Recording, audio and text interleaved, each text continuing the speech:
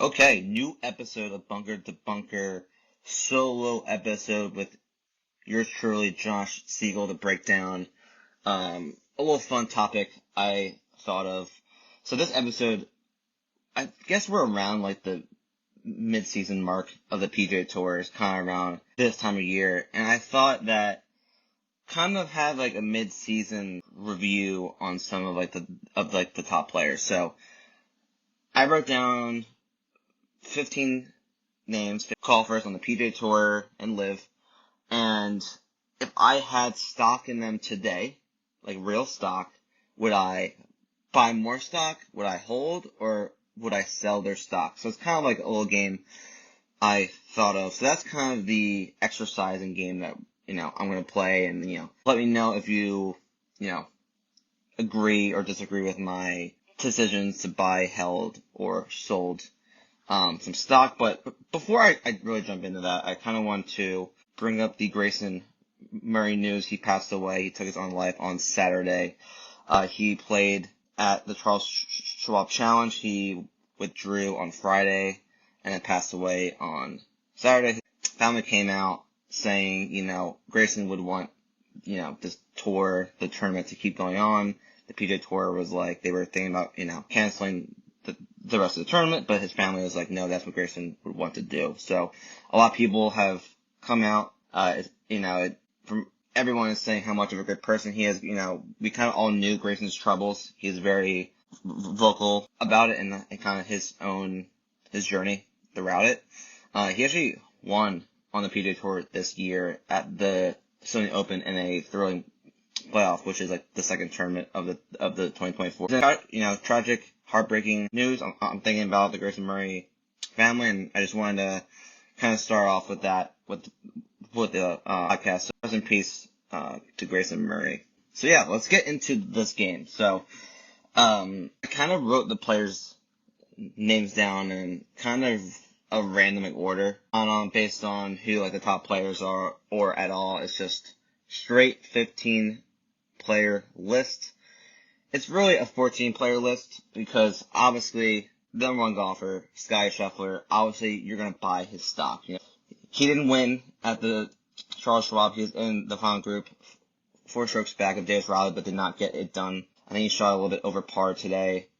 But obviously, with the courses we're playing, we have Memorial in 2 weeks, then the U.S. Open in 3 weeks. So those courses obviously fit Scottie. Everyone is kind of already penciling in Scottie to win the U.S. Open at Pinehurst. Pinehurst is going to play extremely hard. The harder the course is, the easier it to gather consistently. His week got overshadowed by his divorce that came out, and then the Scottie Scheffler arrest on Friday.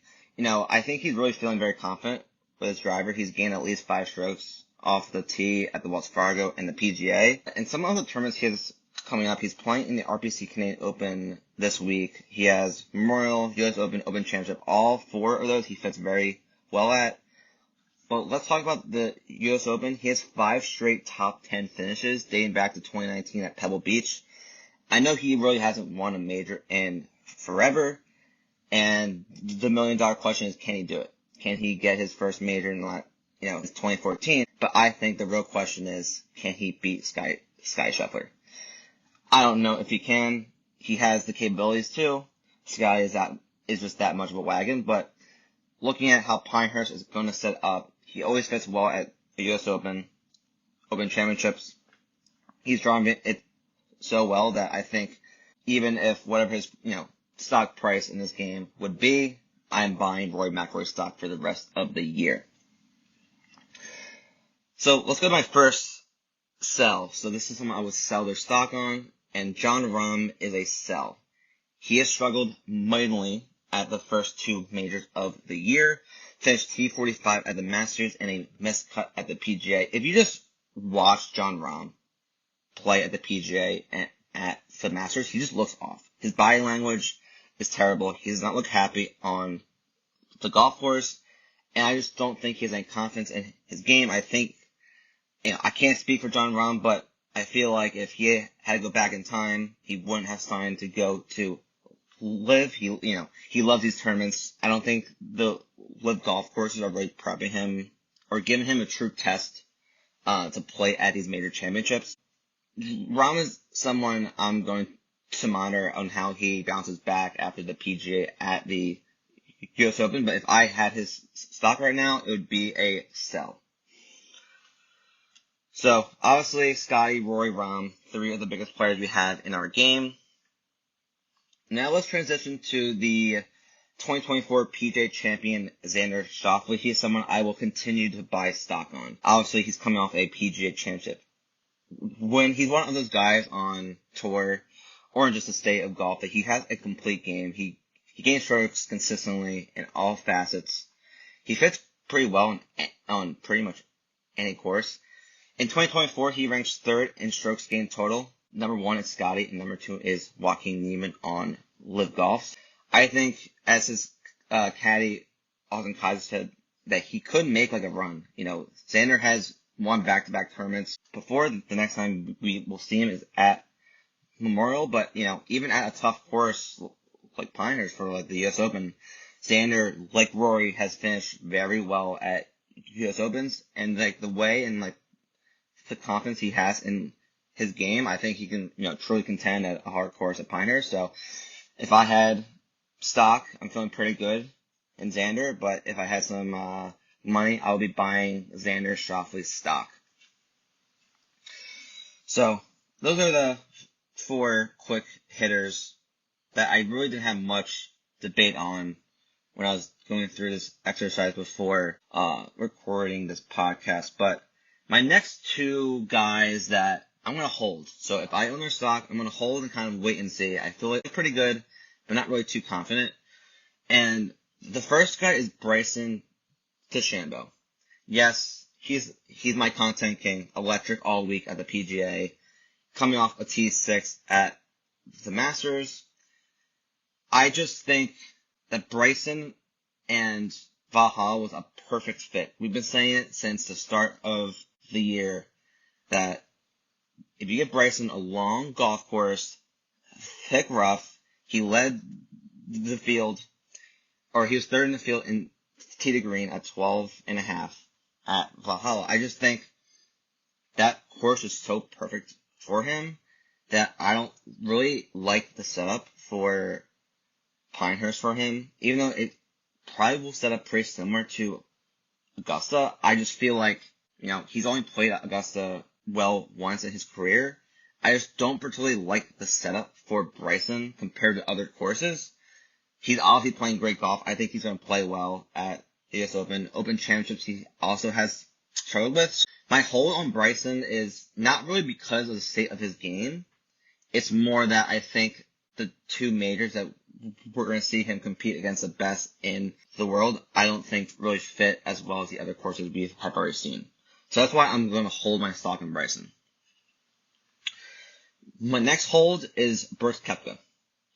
He didn't really have his best stuff at the Masters, and he said that he had to really focus and tune things up for the PGA Championship. He wasn't really that sharp at the PGA Championship. He finished T23, but he did gain strokes in all categories of his game.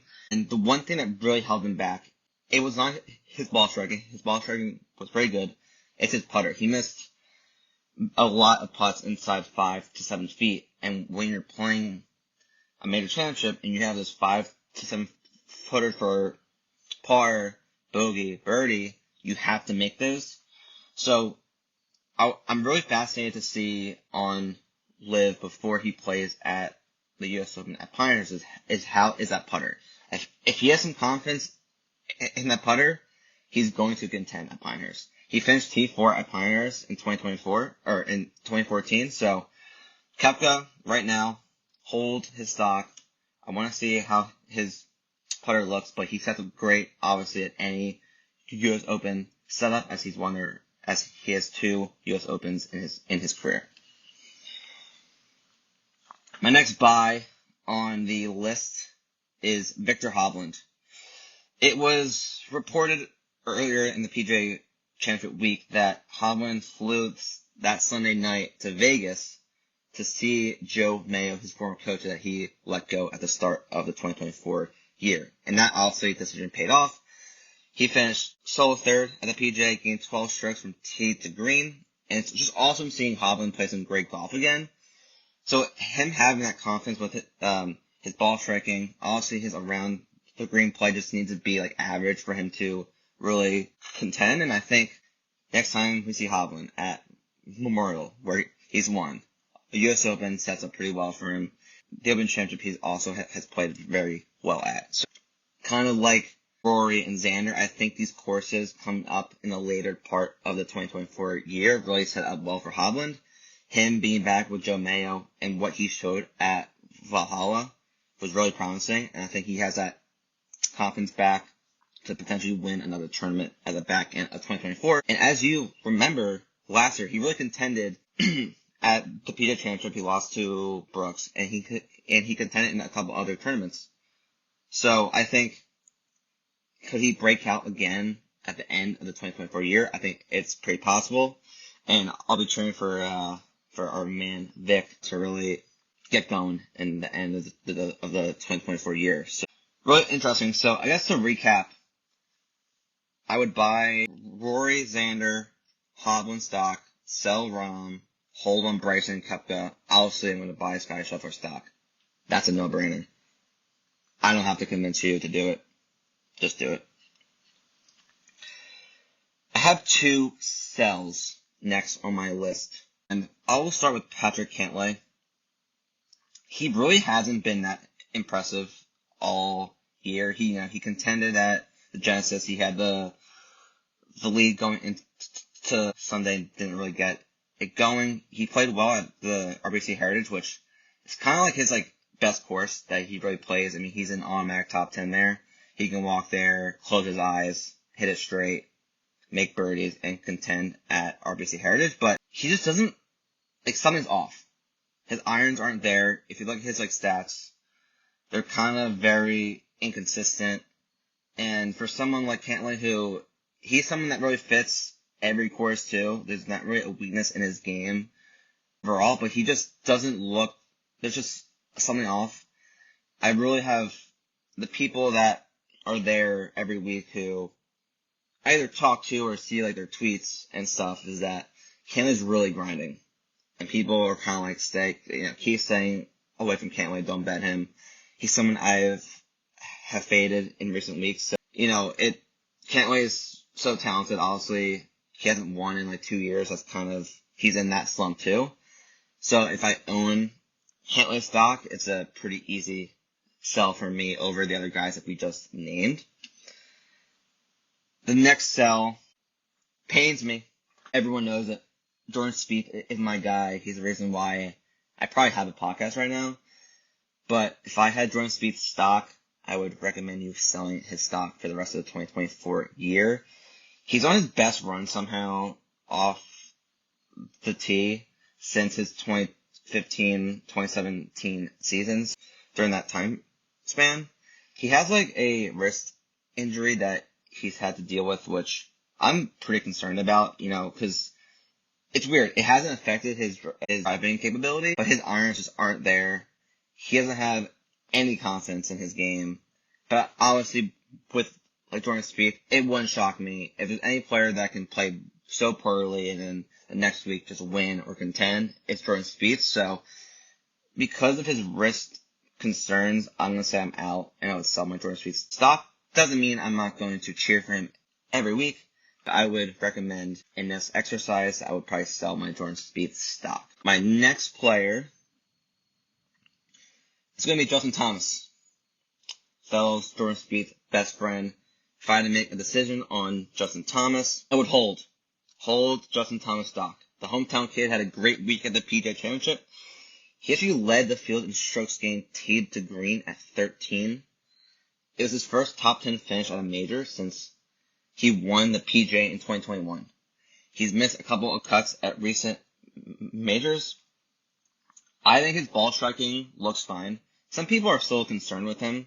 Honestly, if you ask people, that they would probably sell their stock in JT, but it's just his putter. If you can figure out his putter, his driving numbers and approach numbers, so his ball striking numbers are there from what I've seen. So I really hope he can kind of build off this great performance at the PGA Championship, his hometown. And I think with his short game and creativity at Pioneers, which you're going to have to, Pioneers is going to play hard. You're going to have to hit it pretty well, but you're going to have to get up and down from weird places. And I really think JT's creativity around the green is going to give him an advantage at Pinehurst, but kind of like Brooks Koepka, you're going to have to make those 5, 7 foot putts. JT can't do that right now. So kind of like Koepka, I'm going to hold on JT and see how his putter is when we see him next before the US Open. This next player who I'm going to talk about is, if I had to give my highest recommendation to buy this player's stock, it would be this player. So the guy that I'm pushing my eggs in his basket is Collin Morikawa. Buy his stock. Second consecutive week, gaining at least 3 strokes from approach. He hasn't done that since the middle to late of 2023. Back-to-back top 5 finishes. We have Memorial coming up in 2 weeks, which he has elite course history at. I think he sets up well at Pinehurst because of how challenging it is. I love playing Collin Morikawa at majors. He elevates his game. He's even more focused, and I just like him on challenging golf courses. He seems to be pretty confident, and I think the one thing that he hasn't had in recent years is his putter. Yes, I know round 4 at the PGA, he just couldn't get it done. He made, I think, 1 birdie, which was on 18 or 17. So he didn't really putt. He didn't really show up on round 4. If that's a reason for people to sell and hold Collin Morikawa, I'm buying that. I'm taking that. He's going to learn from that. He's hitting it well. He's playing well, confidence with his putter. Collin Morikawa, if I had to bet one player and buy his stock for the rest of the year, give me all the Collin Morikawa stock I can get. I think we have 1, 2, 3. So we have 4 names left. I kind of wanted to make this more of a quick hitter podcast, kind of just get to the point. Excuse me. So we have a couple players. I'm going to say we have 4 players left. 2 guys I'm going to hold, 1 buy and 1 sell. And then I have 2 guys that are going to be sleepers at the end of the year on the PGA Tour and for LIV. So let's start with the 2 guys that I'm going to hold. My first hold is Ludwig Åberg. His game pretty much travels everywhere. Xander, like a Scotty, like, any, a lot of other players on tour. He has a complete game. My one concern with Åberg is that he has a knee injury. I don't know to what extent of how bad his knee is. He didn't look right at the PGA. People on the ground were telling me that he was holding his knee a bunch of practice rounds. I think he was wearing a brace at one point. So he wasn't that great at the PGA, but I'm going to give him a pass for that with his knee. And also, it was like his second major ever. His first major start was at Augusta this year, and he was tied for second, or finished solo second. Åberg is someone that I'm kind of seeing how this knee holds up. I assume he's going to play at Memorial, and then obviously at the US Opens. He has a complete game to win at Pinehurst. He sets up really well at Memorial to drive it far and straight. Memorial kind of sets up like Valhalla, thick rough, not like the toughest at greens. So Åberg is someone that, depending on how his knee feels and kind of how he plays at Memorial, I'm keeping tabs on Ludwig, and I'm going to hold his stock. This next guy was pretty challenging. I really wanted to buy his stock, but after the Charles Schwab, I downgraded him to hold his stock, and that's Max Homa. I'm not going to panic over his missed cut at the Charles Schwab. He shot 7 over the first 2 days. Obviously, he missed the cut. And from what people have been telling me is that he's been really struggling and grinding on the range in recent PGA's tour events, just, to try to work on some things. His driver he's hitting it pretty well off the tee. Sorry, I misread. I'm going to redo that because I was reading the wrong information. So Max Homa was a hold for me. I'm not going to panic at the Charles Schwab after his missed cut. He was 7 over through 2 rounds. but his driver's not there. He has lost strokes off the tee in 4 straight starts. And I've been hearing at PGA Tour events he's been grinding on the range to work on some things. So he's also someone that I kind of want to see how he plays before the U.S. Open. So, pretty much everyone I say to hold is kind of in that same situation. So I'm going to keep monitoring Max Homa. Sorry, I was reading someone else's notes about, so disregard the first Max Homa topic, but I'll keep that in there as a little blooper. It's pretty funny. But my last buy is someone that I faded Cameron Smith very hard at the PGA, but I would buy Cameron Smith's stock because if we're looking at the U.S. Open Championship, obviously he won the Open Championship in 2022. He fits that linked style golf where the ball is on the ground, short game putting is more emphasized. I think he actually sets up well at Pinehurst. Pinehurst, as I said before, is that you're going to have to get up and down from a lot of places. He's the best putter in the world, so if it kind of plays like that style where around the green game putting is even more emphasized, Cameron Smith has that advantage over the field. So based on the course fits, I'm going to buy Cameron Smith's stock. And my last guy to sell is Wyndham Clark. I can never get Wyndham right. I was not on him in any other tournament this year. I'm like Wells Fargo. He's going to play well. Course sets up perfect. He's coming back. Reigning champ. The only thing is that could he do it again? And he didn't. He actually lost 5 strokes from approach and 2 strokes around the green at the PGA. And he kind of looked pretty frustrated what I saw from him at the PGA. I don't think they really set up well for him. So, he won the U.S. Open last year. It's kind of like, can he do it again? Like, how is he going to take all the other responsibilities off the golf course at the U.S. Open, being the reigning champ, more responsibilities? I think with that, he hasn't played much links golf in his career, or he's played well. So, kind of, I'm going to sell my Wyndham Clark stock if I have it. And kind of just to conclude the podcast, I kind of thought, what are some sleepers? I was making a list of, the top guys who I kind of want to buy, sell, or hold their stock. But I thought what I saw from Sahith at the PGA was really encouraging. Kind of like Colin Morikawa, he didn't do much during round 4. I think he's playing great golf right now. I'm not worried what happened at the PGA. You can't just win majors when you need experience at a major. I think this is something for him to build off of, to continue. He's been improving at majors his entire career. I think he sets up well at Pinehurst too. He's someone that is a sleeper in my book at the U.S. Open. We've seen a lot of not longer shots, but even last year, who won the Masters last year? Jon Rahm, he was a favorite or co-favorite. Then, at the PGA, Brooks Koepka, one of the favorites to win. This year, Sky Scheffler, the favorite, he won the Masters. Xander was within the top 5 in odds, wins. Last year, Clark wins, Harman wins, U.S. Open, British Open, kind of longer shots. So if there's someone, if this is how it's going to be, a longer shot U.S. Open guy, Sahith is a look for me.